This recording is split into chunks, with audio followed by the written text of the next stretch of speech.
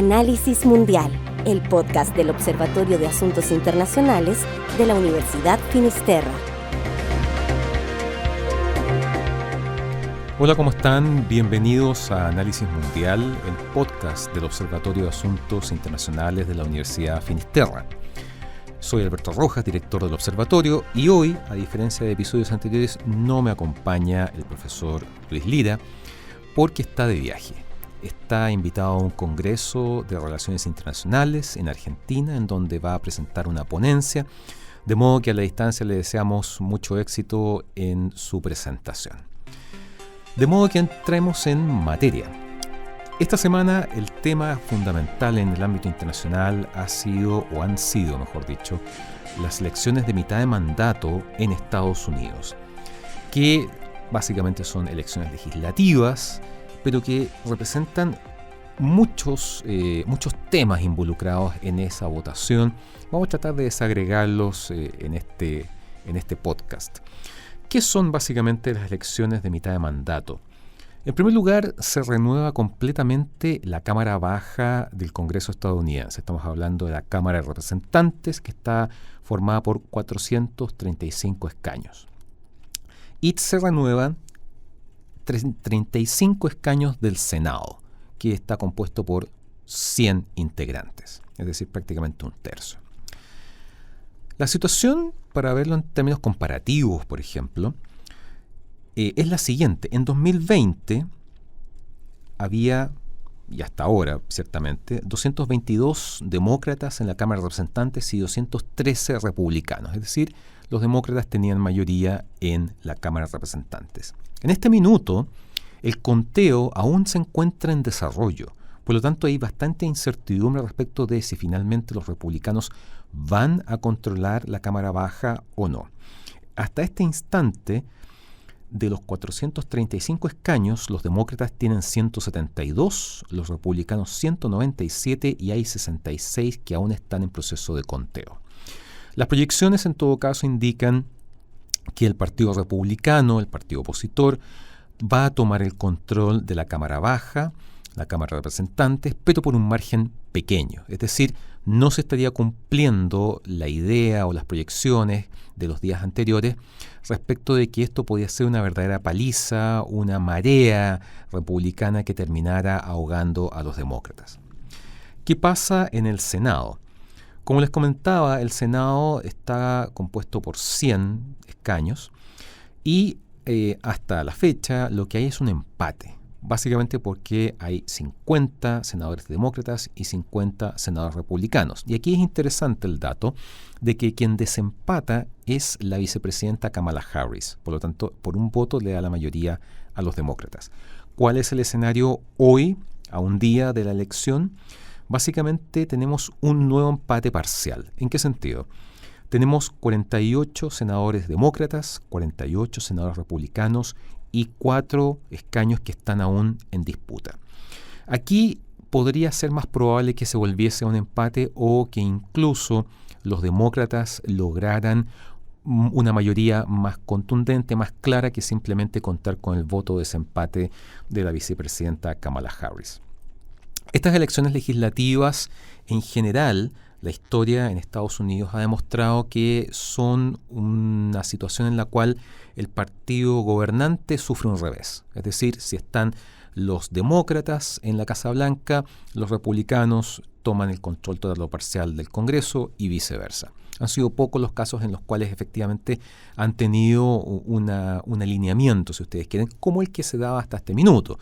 En ese aspecto, Joe Biden, presidente demócrata, había tenido la ventaja de tener este empate fácil de desempatar en el Senado y una Cámara de Representantes en donde los demócratas se hacían sentir con bastante fuerza. Basta pensar en la presidenta de la Cámara de Representantes, Nancy Pelosi, quien siempre ha tenido una visibilidad, una fuerza, un ímpetu bastante notorio. Lo vimos con el expresidente Trump, lo vimos este año, por ejemplo, con la polémica asociada a su viaje a Taiwán, etcétera.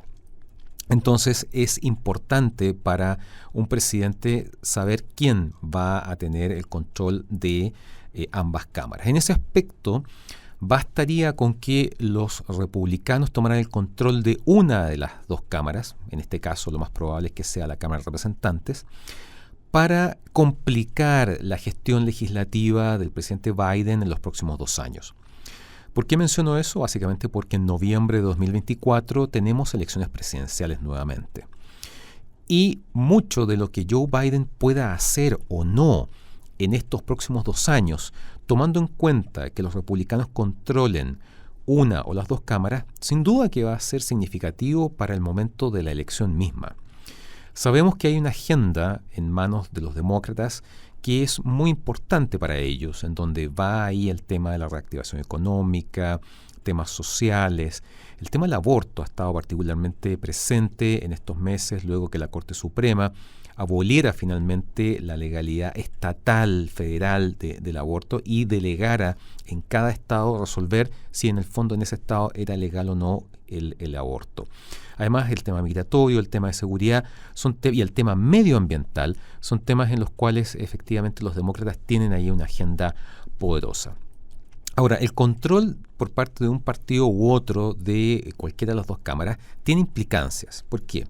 Porque, por ejemplo, en el caso de la Cámara de Representantes, recordemos que de ahí precisamente, de la Cámara Baja, surgieron las iniciativas de impeachment, de juicio político en contra del presidente Trump. Por lo tanto, y eso fue posible gracias a que los demócratas controlaban la Cámara de Representantes.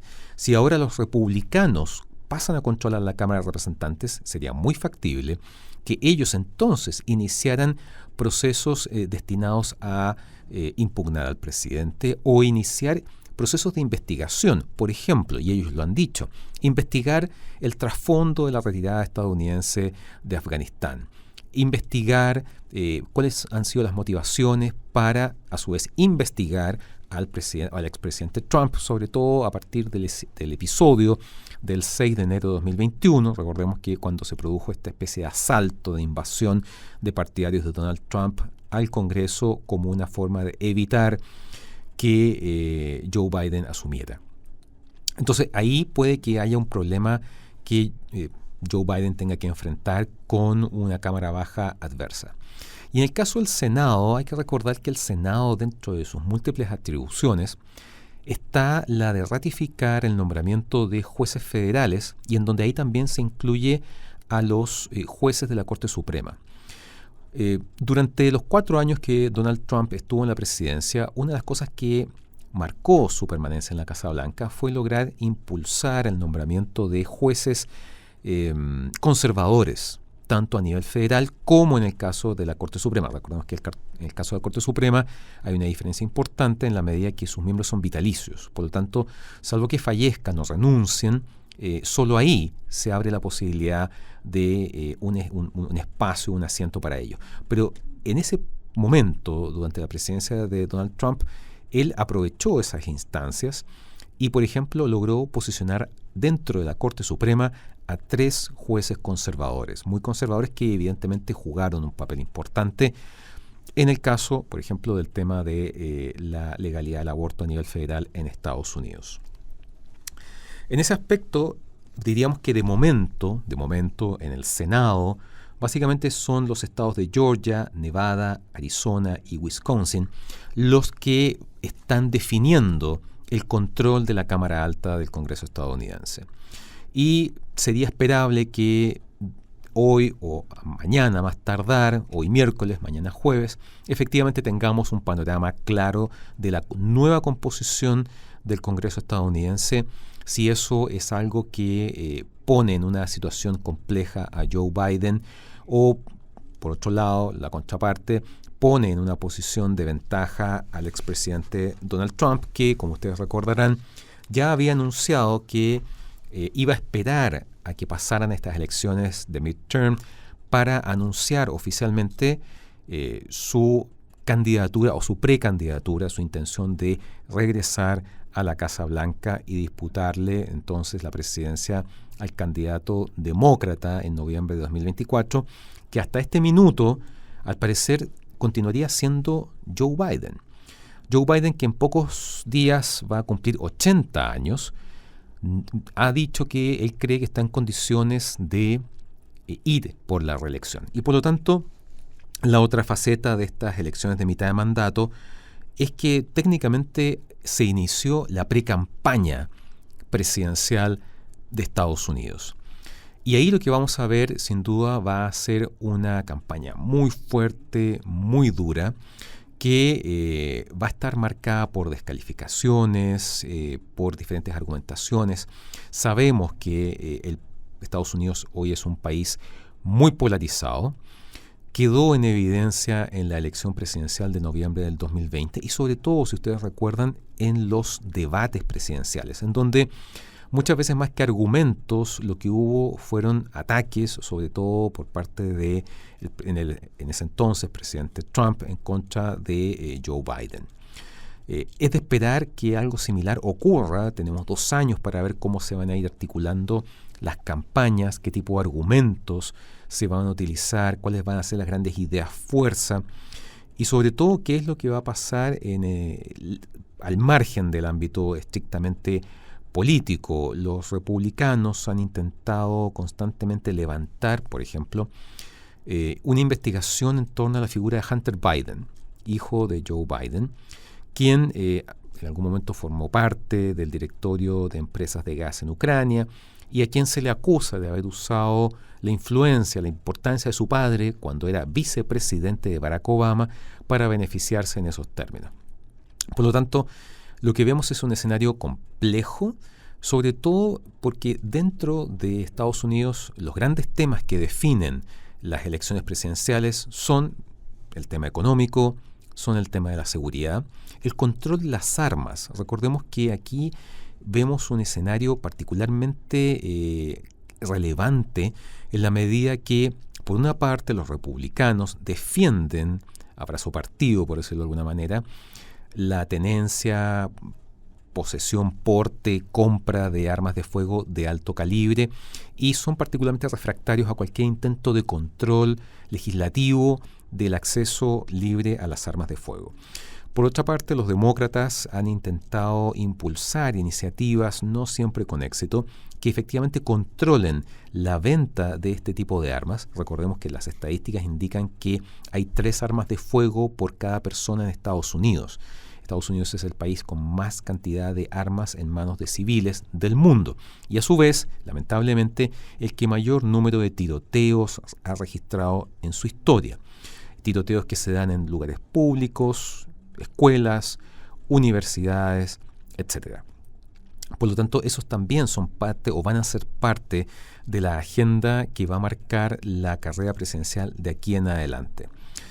Y en términos de política exterior también hay que considerar lo siguiente, recordando la relación bastante cordial y estrecha de Donald Trump con Vladimir Putin. ¿Qué va a pasar ahora?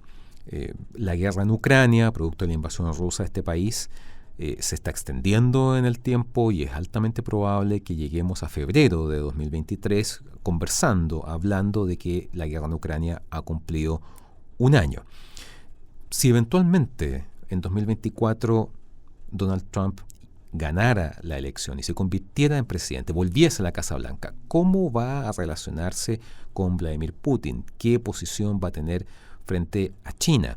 ¿Qué posición va a tener frente a América Latina también? Son preguntas válidas que están todavía en el aire, pero que sin duda van a formar parte de las grandes interrogantes en torno al futuro de Estados Unidos, tomando en cuenta que Joe Biden o Donald Trump, uno de los dos, logre efectivamente convertirse en presidente, ya sea en una reelección directa o en una reelección no inmediata, como podría ser el caso de Donald Trump, y que además vamos a ser testigos de la elección, la carrera presidencial con protagonistas más adultos, más longevos, con mayor número de años. Algo inédito en la carrera presidencial estadounidense hasta el minuto. Por lo tanto, lo que nos queda es esperar a tener los últimos resultados de esta elección legislativa, ver de qué manera van a quedar conformadas las 2 cámaras del Congreso estadounidense, no solamente para efectos de si los demócratas o los republicanos controlan una u otra, sino por cuántos escaños, cuán amplia va a ser esa ventaja o no. En el caso del Senado, muy estrecho.